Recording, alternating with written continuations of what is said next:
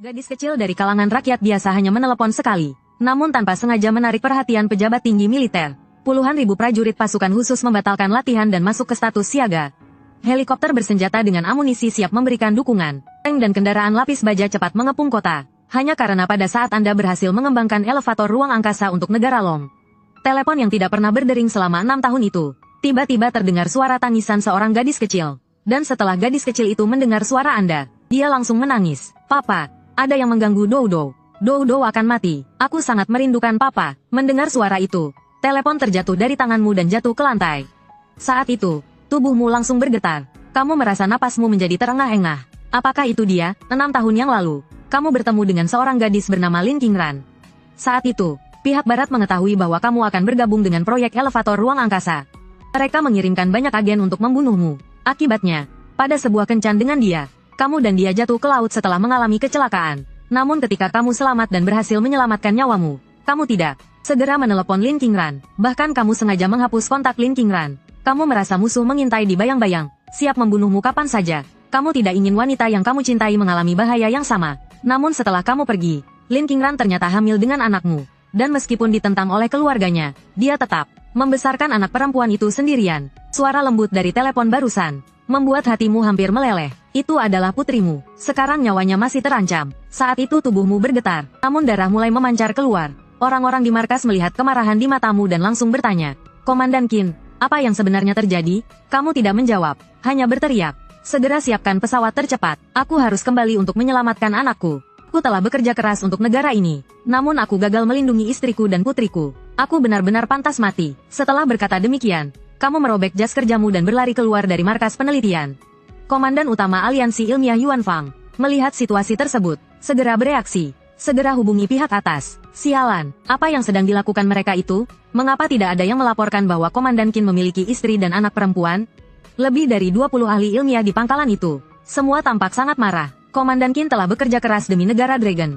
Diam-diam bertahan di daerah terpencil ini. Sekarang, istri dan anaknya malah mendapatkan perlakuan kejam dan terancam nyawanya. Siapa yang begitu berani? Beberapa menit kemudian, seorang perwira militer dengan gemetar mengambil radio dan mengeluarkan suara seperti binatang buas. Semua berkumpul. Hanya dalam sekejap, ribuan tentara bersenjata lengkap dengan cepat bergerak menuju lokasi tujuan. Tadi saya menerima kabar pasti. Istri dan anak perempuan Komandan Qin sedang dipukuli di kota pulau. Apakah kita bisa menahan ini? Saat itu, ribuan tentara semua mengaum. Tidak bisa dimaafkan, tolong perintahkan kami. Kemarahan ini harus dibayar oleh Komandan Qin. Semangat darah semua orang telah terpicu. Mereka ingin segera menyerbu kota pulau. Perwira ini segera memberi perintah. Semua pesawat yang sedang melaksanakan tugas dihentikan. Menyiapkan pesawat tempur supersonik, agar Komandan Qin bisa kembali ke kota pulau secepat mungkin. Selain itu, memilih 5.000 tentara elit untuk mendampingi Komandan Qin dengan helikopter bersenjata. Saat ini, di dalam pesawat, kamu menatap keluar jendela. Air mata terus mengalir tanpa henti. Kamu marah pada dirimu sendiri mengapa baru sekarang tahu kabar tentang anakmu. Jika bukan karena telepon dari Dodo hari ini, mungkin seumur hidup ini kamu akan tetap tertipu. Di atas langit, pesawat tempur supersonik, dengan kecepatan tertinggi menuju kota pulau. Dodo, kalian berdua tidak boleh terjadi apa-apa. Kita akan bersama selamanya. Saat ini, di sebuah rumah sewaan di kota pulau, Lin Qingran, yang dipukul habis-habisan, berdarah dan lebam. Air mata terus mengalir di sudut matanya. Seorang pria besar dengan wajah bertato memandang Lin Qingran dengan dingin. Wanita jelek, tidak tahu diri, bisa dilirik oleh Bai Shao adalah impian banyak wanita.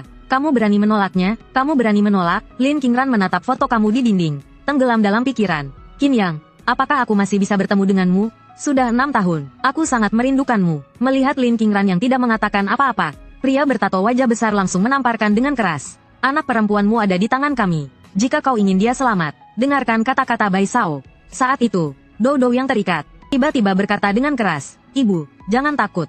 Aku sudah menelepon ayah. Ayah akan segera datang menyelamatkan kita. Mendengar itu, mata Lin Qingran yang awalnya kosong, tiba-tiba bersinar terang dan melihat Dodo. Bahkan hatinya secara tidak sadar menjadi tegang. Namun tak lama kemudian, ekspresinya kembali suram. Pria yang sangat ia cintai sudah meninggal 6 tahun lalu. Di tempat lain, di kantor kepala kepolisian, Jiang Jingming, telepon di meja kerjanya berbunyi. Jiang Jingming, kau terlibat masalah besar. Di desa Sanwang, kota Haidao, ada seorang wanita bernama Lin Qingran yang menyewa rumah di sana. Beberapa waktu lalu, sekumpulan orang misterius menyerbu rumah Lin Qingran, memukul Lin Qingran dan putrinya. Peristiwa ini membuat pihak besar di belakang Lin Qingran terkejut. Sekarang, saya perintahkan agar kau menunda semua pekerjaanmu. dan fokus untuk menyelidiki dan menangani masalah ini. Segera kerahkan semua kekuatan bersenjata di kota Haidao. Semua harus membawa senjata lengkap. Tidak perlu meminta izin untuk menembak langsung pada tersangka. Yang terpenting, pastikan Lin Qingran dan putrinya selamat. Jika kau gagal menangani ini dengan baik, kursimu sebagai kepala akan segera berakhir. Wajah Jiang Jingming seketika menjadi serius. Wanita itu punya latar belakang apa hingga bisa membuat atasan mengeluarkan perintah seperti ini. Saat dia bersiap untuk bertindak, bawahannya menghentikannya. Kepala, jangan terburu-buru. Apakah Anda tahu siapa yang melakukannya? Itu keluarga Bai. Anak muda mereka sudah mengejar Lin Qingran lebih dari setahun. Sekarang sepertinya mereka sudah tidak sabar lagi. Jiang Jingming merasa sedikit lega dengan peringatan bawahannya. Jika dia langsung bertindak, itu berarti dia akan membuat musuh dengan keluarga Bai. Keluarga Bai sangat kuat di kota Haidao. Kekuasaannya sangat luas. Mereka adalah penguasa sejati. Jiang Jingming menghela nafas pasrah. Atasan, kau benar-benar memberiku masalah besar. Setelah berpikir sejenak, Jiang Jingming akhirnya berkata, kirim 2 polisi ke desa Sanwang untuk memeriksa situasi. Suruh mereka hati-hati, jangan sampai masalah ini semakin besar. Namun dia tidak tahu, latar belakang Lin Qingran bukan keluarga Lin, melainkan negara itu sendiri. Di rumah kumuh di desa Sanwang, pria bertato kepala botak itu dengan senyum licik, langsung mendekati Dou Dou yang duduk di lantai. Tiba-tiba terdengar suara dari luar pintu. Bro, ini apa yang terjadi? Pria berbaju hitam di luar sedikit mengernyitkan dahi, menghalangi 2 petugas polisi yang dikirim oleh Jiang Jingming. Masalah Bai Sao lebih baik tidak diketahui banyak orang. Kapten Li Luo menggaruk kepala sambil tersenyum. Masalah Bai Sao tentu sangat penting. Kami hanya datang setelah mendapat laporan untuk melakukan pemeriksaan rutin. Tapi ada satu hal yang perlu saya katakan. Sebisa mungkin jangan sampai ada yang tewas. Karena masalah ini sudah menarik perhatian atasan. Jangan sampai kalian menggunakan kekerasan yang terlalu berlebihan. Pria bertubuh besar itu mengernyitkan dahi semakin dalam. Mereka hanya kaki tangan. Jika sampai terjadi sesuatu dan atasan memutuskan untuk menyelidiki, keluarga Bai pasti akan mengorbankan mereka demi melindungi pemimpin mereka. Pada saat yang sama, Dou Dou di dalam ruangan juga mendengar suara dari luar. Dia memanfaatkan kesempatan saat pria bertato kepala botak berdiri di dekat jendela. Dengan cepat mendorong pintu dan berlari keluar. Paman, tolong selamatkan aku. Paman petugas, tolong selamatkan aku. Li Luo menatap Dou Dou dengan senyum ramah.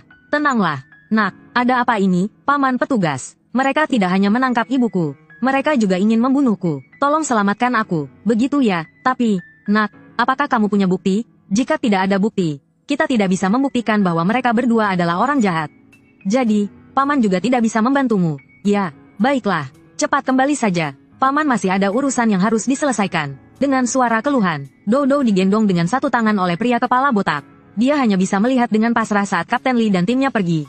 Pada saat itu, dari mata seorang gadis kecil berusia 5 tahun, untuk pertama kalinya, tercermin ekspresi keputusasaan yang tak seharusnya ada pada usia sepertinya. Karena ajaran ibunya sejak kecil membuatnya selalu percaya bahwa dunia ini indah. Meskipun ada orang jahat, mereka akan dihukum. Tapi sekarang kenyataan memberinya pukulan yang berat. Anak perempuan ini berani juga. Ya, Dou Dou menyeka foto ayahnya. Dengan wajah panik mundur perlahan, pria kepala botak kembali berteriak keras. Dia maju beberapa langkah dan berjongkok di depan Dou Dou. Tangan terangkat, menamparkan pipi Dou Dou yang masih bengkak. Meski pria itu tidak terlalu kuat, Dou Dou tetap ketakutan dan menangis keras. Ayah, di mana kamu? Kenapa kamu belum datang menolong Dou Dou? Pria kepala botak tersenyum sinis. Melihat foto yang digenggam Dou Dou rata-rat. Jangan bilang ayahmu tidak akan datang. Jika dia datang, orang-orang dari keluarga Bai tidak akan membiarkannya. Wanita yang disukai oleh Bai Sao tidak boleh. Ada pria lain yang hidup di dunia ini. Jika ini tersebar, itu akan menjadi bahan tertawaan. Sambil berbicara, kilatan berahi melintas di matanya. Penggulung adonan di tangannya terangkat perlahan. Namun tiba-tiba, terdengar suara gemuruh dari langit. Sebuah helikopter meluncur cepat dari awan. Dou Dou yang mendengar suara dari luar, diam-diam mengangkat kepalanya dan melihat keluar jendela. Apakah itu ayah? Ibu bilang ayah adalah pahlawan besar. Nanti kalau aku besar, dia akan turun dari langit untuk bertemu kami. Dari helikopter, seolah-olah ada ikatan batin. Ia melihat ke arah jendela rumah yang bobrok itu. Saat itu, yang terlihat adalah seorang gadis kecil yang wajahnya kotor. Dia menatap dengan mata besar yang cerah, dengan penuh harapan ke arah dirinya. Yang terpenting adalah tatapan mata yang penuh tekad, nyaris seperti dia menatap dirinya sendiri. Saat melihatnya, tiba-tiba, ia melihat seorang pria berpakaian hitam, memegang penggulung adonan yang panjang, mengangkatnya tinggi-tinggi seperti pedang menuju Dou Dou. Pada saat itu, dia merasa tubuhnya seolah ribuan serangga beracun seolah menggerogoti. Rasa sakitnya tak tertahankan. Itu adalah putriku. Siapa yang memberi keberanian padamu? Bagaimana bisa kamu berani? Berhenti. Lepaskan cengkerammu. Tanpa mempedulikan apakah Dou Dou bisa mendengarnya, dia membuka pintu kabin dan berteriak dengan suara serak. Teriakan itu terdengar dengan sekuat tenaga. Letnan yang berdiri di samping menatap dengan marah, seolah ingin mengeluarkan api kemarahan dari matanya. Pasukan dari Kompi 7 melompat turun untuk melindungi putri kepala staf Qin. Dengan teriakan keras, letnan yang mengangkat senapan dan melompat keluar dari pintu kabin yang terbuka. Para prajurit lainnya juga dengan tegas melompat turun tanpa ragu. Setelah mendarat, mereka segera mengangkat senapan dan berlari menuju rumah panggung. Saat itu, dalam pikiran mereka semua, terdapat dua gambaran yang muncul secara tak sengaja. Yang pertama adalah saat proyek tangga langit di utara dataran tinggi dimulai. Ketika kamu bekerja di tengah pasir tandus untuk eksperimen yang membuatmu pingsan di laboratorium. Yang kedua adalah ketika kamu berada di padang pasir yang luas, tanpa penghuni, untuk setiap eksperimen yang membuatmu pingsan di dalam laboratorium. Di tempat yang sunyi tanpa kehidupan, kamu berjuang untuk satu eksperimen setelah eksperimen lain. Sementara yang lain adalah saat kamu berada di dalam helikopter, memandang putrimu dengan penuh kasih sayang. Kedua gambaran itu terus berulang, berjalan bergantian di mata semua prajurit di utara dataran tinggi. Saat itu, mereka bersumpah untuk tidak peduli dengan harga yang harus dibayar. Mereka akan berusaha sekuat tenaga untuk membela keadilan untukmu. Laki-laki botak di dalam ruangan itu terpaku melihat pemandangan di depannya, dan tak berani bergerak sedikit pun. Segera setelah itu, dia terperangkap oleh belasan laras senapan hitam yang mengarah padanya. Dia sama sekali tidak tahu apa yang sedang terjadi. Pada saat yang sama, Dodo juga tertegun. Di saat paling berbahayanya, para pahlawan yang seperti tentara surga ini telah menyelamatkannya. Ada juga satu pahlawan yang terus menatapnya sambil menangis terseduh-seduh. Apakah dia ayahku? Dodo menatap penuh rasa ingin tahu. Melihat wajahnya yang penuh dengan air mata. Saat kamu mendekat dengan langkah cepat. Setelah melihat jelas penampilanmu, Dodo tiba-tiba berteriak. Ayah, apakah itu kamu? Air mata mulai menggenang di mata Dodo. Dan dia segera merangkak dari tanah. Seperti anak burung yang kembali ke sarangnya, berlari ke arahmu. Kamu menangis perlahan. Melihatnya yang begitu mengerti dan bergantung padamu, membuat hatimu terasa sangat sakit. Maafkan papa, semua salah papa, semua ini salahku. Aku seharusnya sudah tahu lebih awal tentang kalian. Saat itu kamu merasa sangat menyesal dan frustrasi. Di hadapan putrimu, selain meminta maaf, kamu tak bisa mengatakan apapun. Tiba-tiba kamu melihat bagian merah dan bengkak di pipi Dodo, dan hatimu semakin sakit. Saat di helikopter, kamu mengira itu kotoran, tapi sekarang kamu tahu itu bukan. Dodo, beritahu papa, bagaimana bisa wajahmu terluka? Apakah masih sakit? Dodo mengulurkan tangannya, memberikan foto yang ada di tangannya. Ini adalah foto papa. Mereka ingin merebut foto papa, tapi Dodo menolak.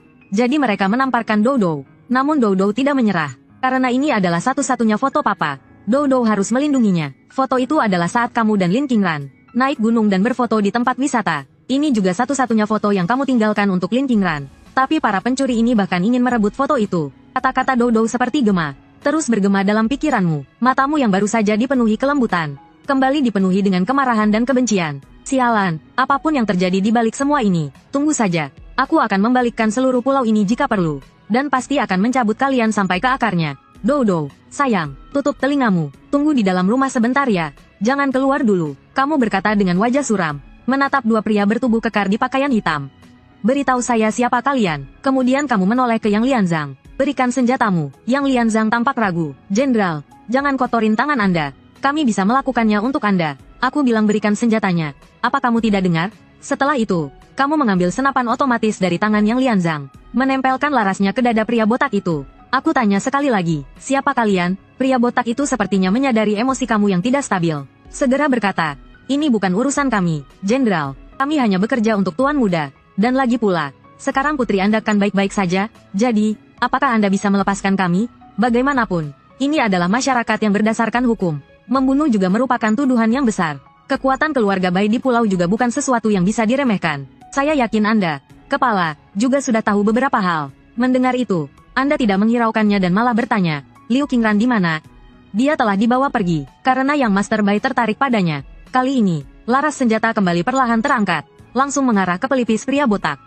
Pukulan-pukulan senjata, dalam sekejap, senapan otomatis mulai mengeluarkan api dengan liar. Satu peluru penuh habis ditembakkan. Tubuh pria botak sudah ditembus peluru hingga seperti saringan. Magazen, Anda menggeram dan lalu memfokuskan pandangan pada pria besar berpakaian hitam di samping. Pandangan yang seolah berasal dari neraka itu langsung membuat pria besar berpakaian hitam itu ketakutan setengah mati. Dengan tembakan bertubi-tubi, Anda tidak bisa menahan diri untuk tidak berteriak. Saya akan membuat semua orang yang terlibat dalam hal ini membayar dengan darah mereka di dalam kota ini. Setelah melampiaskan amarah, Anda mengangkat Dodo yang berdiri diam di tempat. Sudah, sekarang kamu bisa membuka mata, tapi jangan sekali-kali menoleh, ya. Di belakang, Kepala Liang dan yang lainnya segera mengikuti. Mereka berjalan sambil khawatir, mengirimkan pesan singkat. Dia harus melaporkan apa yang terjadi di sini. Tentu saja, Bukan untuk melapor secara diam-diam, tetapi untuk memberitahu atasan agar mempersiapkan tindak lanjut. Dia memberitahukan atasan agar mempersiapkan tindakan selanjutnya. Tiba-tiba, pilot di samping berbicara pelan tanpa basa-basi. Kepala Liang, sebelumnya Anda berkata ingin turun tangan langsung untuk menggantikan Qin Tim dalam menerima hukuman pembunuhan, bukan? Ya, bagaimanapun, kita semua ikut terlibat di sini. Hal seperti ini seharusnya tidak ditanggung oleh Qin Tim sendiri. Pilot mendengar itu, namun hanya menggelengkan kepala. Tidak, itu tidak perlu. Hanya 2 nyawa sampah. Kamu terlalu khawatir. Saya bisa memberi peringatan lebih dulu untuk kamu. Kali ini, bahkan jika Qin Tim membalikkan seluruh pulau, tidak akan ada sedikit pun hukuman yang harus ditanggung. Karena Qin Tim sudah mengorbankan segala sesuatu untuk negara Long Guo, dan negara Long tentu tidak akan mengkhianatinya. Di luar desa Sanwang, Kapten Li dan beberapa polisi sedang bersembunyi di dalam mobil yang sudah mati mesinnya. Mereka gemetar ketakutan melihat Anda dengan satu tim tentara keluar dari desa Sanwang, hingga mereka melihat kendaraan militer yang membawa orang-orang ini semua. Setelah mereka diambil, Kapten Li dan yang lainnya baru berani duduk tegak. Tadi mereka melihat sebuah adegan yang tak bisa dipercaya. Beberapa helikopter terbang dari Cakrawala. Mereka terbang di atas desa Sanwang, berhenti di udara. Semua tentara bersenjata lengkap melompat turun dari helikopter. Mereka tak takut mati, melompat turun dari pesawat. Yang paling penting adalah mereka melihat Anda sendiri membawa senapan serbu, dan menembak mati 2 orang pengikut Bai Shao di tempat. Wajah Li Luo pucat, bingung tak tahu harus berbuat apa. Dia sama sekali tak tahu apa yang harus dilakukan. Jika ini diselidiki, dia juga tidak akan bisa lolos. Jika Doudou mengatakan mereka pernah pergi ke sana dan kemudian pergi, mereka pasti akan menyelidiki lebih lanjut. Saya punya perasaan kalau langit di pulau ini akan runtuh. Itu helikopter dan kekuatan militer. Loh, lalu orang ini sebenarnya siapa? Li Luo menundukkan kepala, berpikir. Beberapa menit kemudian dia mengangkat kepalanya. Kalian pikir dengan kemampuan Qinju, dengan kemampuan dan posisi Qinju, apakah dia bisa melindungi kita? Jangan bercanda, itu kekuatan militer. Tapi kedatangan ke desa Sanwang kali ini adalah atas pengaturan Direktur Jiang. Jika dia tidak bisa melindungi kita, maka bagi dirinya sendiri, itu seperti arca lumpur menyeberang sungai, tak bisa melindungi diri sendiri. Beberapa petugas polisi mendengar ini dan terkejut. Mereka teringat pada para prajurit berdarah dingin yang sebelumnya. Wajah mereka semuanya sedikit berubah. Rumah sakit rakyat pertama kota pulau. Dokter sedang membungkus sisi pipi Doudou yang bengkak dengan kain kasa. Sementara itu, Anda berdiri di luar ruang perawatan, berpikir keras. Setelah berpikir, Anda mengeluarkan ponsel dan menelepon. Guru, ini saya, Qin Yang. Pihak yang menerima telepon ini berada di sebuah rumah di pinggiran Yanjing, yang dijaga ketat oleh militer. Itu adalah satu-satunya ilmuwan di Dragon Kingdom yang pernah. Ilmuwan yang dihormati di seluruh dunia dan mendapat perhatian untuk memenangkan hadiah Nobel.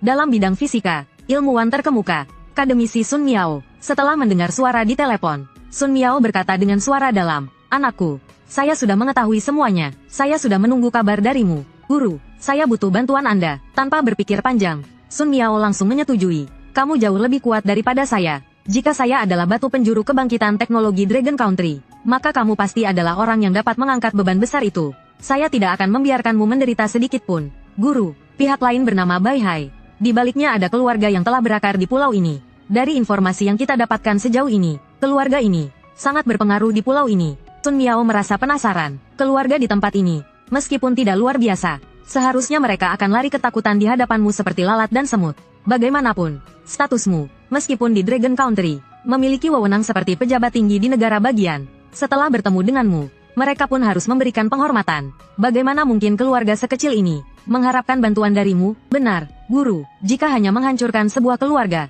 saya bisa menghadapinya dengan mudah sendiri. Jadi, apakah maksudmu adalah?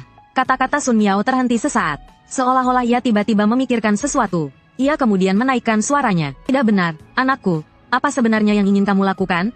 Hanya terdengar suara dingin dari kamu. Menghancurkan keluarga seperti ini, kan sangat mudah bagi saya. Namun, apa yang saya inginkan bukan sekadar penghancuran. Saya ingin kehancuran total. Jenderal Su di utara telah membuka semua jalan penting. Dalam waktu dekat, ribuan prajurit bersenjata lengkap dari utara akan menuju pulau ini. Pada saat itu, saya akan membuat semua orang yang terkait dengan keluarga Bai menghilang dari dunia ini. Saya mendengar bahwa keluarga Bai telah berakar selama bertahun-tahun. Seluruh pulau ini, dari atas hingga bawah, dapat melihat jejak keluarga Bai. Maka, saya akan mengguncang seluruh pulau ini, membersihkannya dari dalam keluar. Sun Miao merasakan niat pembunuhan yang kuat dalam nada suara kamu. Setelah lama diam, ia akhirnya berkata dengan nada serius. Beberapa tahun terakhir, perkembangan Dragon Country sangat cepat. Dan kini bahkan di kancah internasional pun mereka tetap berdiri kokoh, memberikan rakyat kebebasan dari ancaman perang, dan membawa kedamaian serta keharmonisan. Namun, dalam perkembangannya yang pesat, tak dapat dihindari, bahwa muncul beberapa parasit sosial. Mereka yang memegang kekuasaan dan kekayaan merasa lebih tinggi dari orang lain.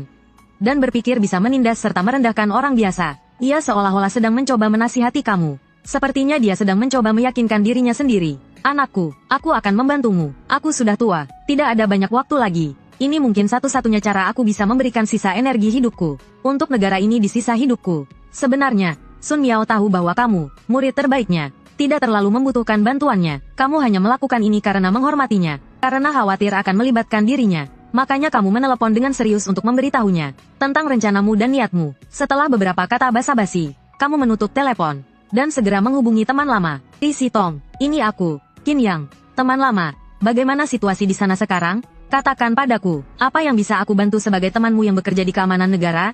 Orang itu bernama Bai Hai. Bai Hai, aku ingat dia. Sepertinya ayahnya adalah kepala keluarga Bai sekarang. Namanya Bai Yingchuan. Keluarga Bai tidak hanya menguasai beberapa perusahaan besar bernilai ratusan miliar. Mereka juga berkembang pesat dalam sistem politik. Di antara mereka, yang paling tinggi posisinya adalah pejabat senior provinsi di sebuah pulau. Karena politik dan bisnis berkembang bersama, maka mereka berani berbuat sesuka hati di pulau tersebut, menyebut diri mereka sebagai penguasa lokal pulau itu. Terima kasih. Selain itu, aku ingin minta bantuanmu. Mulai sekarang aku butuh 24 jam untuk melacak sinyal ponsel semua anggota keluarga Bai. Aku perlu memastikan tidak ada satupun anggota keluarga mereka yang terlewat. Yang paling penting, aku ingin mengetahui lokasi ponsel King Ran. Tidak masalah, tunggu sebentar. Aku akan segera mengatur orang untuk mengecek. Namun, begitu telepon selesai, kamu langsung menerima tautan pelacakan waktu nyata. Halaman yang terbuka menunjukkan peta dengan titik merah.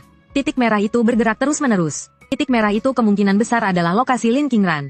Sedang memeriksa. Saat itu, Lisi yang baru saja menelepon tiba-tiba menghubungimu lagi. Qin Yang, hati-hati, kami baru saja melacak ponsel Lin King Ran. Lokasinya tumpang tindih dengan Bai Hai. Dan mereka terus bergerak ke arah barat laut. Yang paling penting, di sekitar mereka masih ada lebih dari 100 sinyal ponsel. Ini berarti Bai Hai kali ini diikuti oleh setidaknya lebih dari 100 orang. Setelah menutup telepon, kamu sementara waktu menyerahkan Dodo kepada 2 prajurit dari Beijiang untuk dijaga. Dodo, sayang, kamu istirahatlah dulu di rumah sakit. Kedua paman ini akan menemanimu. Dodo memandangmu dengan mata berkaca-kaca. Ayah, kamu mau pergi lagi? Kata-kata itu membuatmu terdiam sejenak. Tidak, sayang, ayah kali ini akan pergi untuk membawa ibu pulang. Nanti kita akan berkumpul sebagai keluarga. Dodo menatapmu ragu, lalu tersenyum ceria. Kalau begitu ayah, cepat kembali ya. Jangan biarkan Dodo menunggu terlalu lama. Kamu menunduk dan mencium pipinya, lalu berbalik pergi. Saat keluar dari lorong rumah sakit, kamu menoleh ke arah Komandan Yang. Apakah ini cukup dengan orang-orang ini? Komandan yang bertanya dengan bingung. Banyak orang kan? Informasi yang diterima menunjukkan bahwa ada hampir 200 orang. Namun apakah mereka membawa senjata atau peralatan lainnya? Masih belum jelas. Wajah komandan yang tampak muram. Jika ini adalah serangan, jangan bilang 200 orang. Kalau kita gandakan, tetap saja tidak masalah. Tapi ini adalah misi penyelamatan. Karena Miss Lin ada di tangan mereka. Saya takut. Tiba-tiba ponselmu berdering. Suara teriakan terdengar dari telepon. Pimpinan. Halo, Batalion ke-7 dari Divisi Armor Angkatan Laut. Melaporkan diri, kami sudah tiba di kota Haidao. Siap menerima perintah dari pimpinan kapan saja. Setelah itu, kamu naik helikopter dan dalam suara gemuruh mesin, menuju lokasi yang ditunjukkan oleh sinyal ponsel Lin King Ran. Di dalam helikopter, ponselmu berbunyi lagi. Pimpinan, halo, Haidao Military District, tim khusus Dagger, melaporkan diri. Kami sedang naik helikopter Black Hawk, mengikuti di belakang pimpinan, siap menerima perintah pimpinan kapan saja. Mendengar hal ini, kamu melihat keluar melalui jendela. Benar saja. Di awan, 2 helikopter mengikuti dengan erat di belakang kalian. Hanya saja, helikopter kalian berbeda. Kedua helikopter ini semuanya dilukis dengan garis-garis hijau dan terlihat sangat gagah. Selain itu, di bawah kedua helikopter ini, terlihat samar-samar senapan mesin dan meriam. Di pintu kabin juga tergantung tali untuk menaiki helikopter. Yang paling tak terduga adalah beberapa pasukan elit yang mengenakan pakaian kamuflase dan membawa berbagai senjata. Tergantung di tali menggunakan kekuatan tangan mereka. Mereka tampaknya siap untuk turun dengan cepat kapan saja. Komandan yang menahan napasnya sejenak. Dia terkejut dan tak mengerti mengapa semua ini terjadi. Dia kembali memandangmu dengan terkejut. Hanya karena kamu seorang diri. Komandan tertinggi distrik militer mengirimkan pasukan artileri yang kamu pimpin. Meskipun begitu, komandan tertinggi merasa itu belum cukup. Dia bahkan mengirimkan pasukan elit dari divisi elit pasukan khusus Dagger dari distrik militer pulau. Dan pasukan elit Dagger yang selalu merasa lebih tinggi dari yang lain. Justru menunjukkan sikap penuh kekaguman. Mereka bahkan menyebutmu sebagai dewa militer. Mereka menyebutmu pahlawan negara. Mikroskopik yang presisi adalah karyamu. Kapal induk negara-negara lain yang terpengaruh oleh kehadiranmu. Dan robot penginderaan jarak jauh yang menurunkan angka kematian tentara, juga adalah hasil karya tanganmu. Betapa beruntungnya bisa berjuang bersama dewa militer. Betapa bahagianya bisa bekerja untuk seorang pahlawan negara. Begitulah perasaan yang ada dalam hati Komandan Yang. Saat ini, bahkan jika Komandan Yang harus mati untukmu, dia tak akan ragu sedikit pun. Di villa hutan Maple di Gunung Yunluo, Pulau, pemimpin besar dari 100 keluarga, Bai Yingchuan, sedang duduk dengan tenang. Di kursi besar di ruang tamu lantai 1, dia mendengarkan percakapan yang terus-menerus datang dari teleponnya. Wajahnya mulai terlihat muram. Kemudian, dia mengangkat tangannya dan menepuk keras meja teh kayu di sampingnya. Dengan ekspresi marah, dia berteriak, "Berani sekali. Siapa yang mengirim tentara itu?" Tak begitu jelas, namun katanya, dia adalah komandan dari sebuah batalion di distrik militer kita, yang ditempatkan di pulau. Mengenai yang lain, kami tak tahu lebih lanjut. Mereka mengenakan pakaian yang belum pernah kami lihat. Komandan, Yang Yi, Bai Yinchuan mengerutkan kening sedikit. Matanya penuh dengan niat membunuh.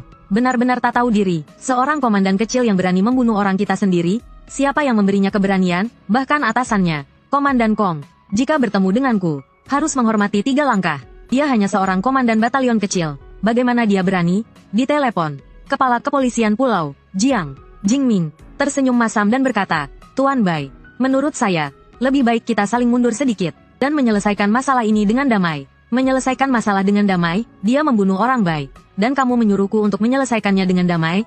Dia sudah menamparkan muka keluarga Bai, dan kamu masih menyuruhku untuk menyelesaikannya dengan damai? Di pulau ini, tidak ada orang yang bisa membuat keluarga Bai menerima kerugian dan diam saja. Walaupun Raja Langit datang, dia pun harus memberikan permintaan maaf kepada keluarga Bai. Sementara itu, di jalan provinsi di pinggiran barat pulau, sebuah mobil sport Mercedes-Benz memimpin lebih dari 40 mobil Mercedes dan BMW yang melaju cepat di jalan provinsi. Di dalam mobil sport, setelah mendengar telepon dari pengurus Su, wajahnya tampak semakin gelap. Sialan, apakah ini orang yang mendukungnya datang? Berani membunuh orang. Sudahkah kamu menemukan siapa pelakunya? Apakah itu keluarga Lin? Keberaniannya besar juga. Berani melawan keluarga Bai hanya demi wanita itu. Apakah dia bosan hidup? Di telepon, pengurus Su dengan sabar berkata, "Tuan muda, sebaiknya Anda kembali ke rumah dulu dan hindari masalah. Sebisa mungkin, kumpulkan lebih banyak orang untuk melindungi diri. Kepala keluarga sedang menghubungi orang-orang untuk menangani masalah ini."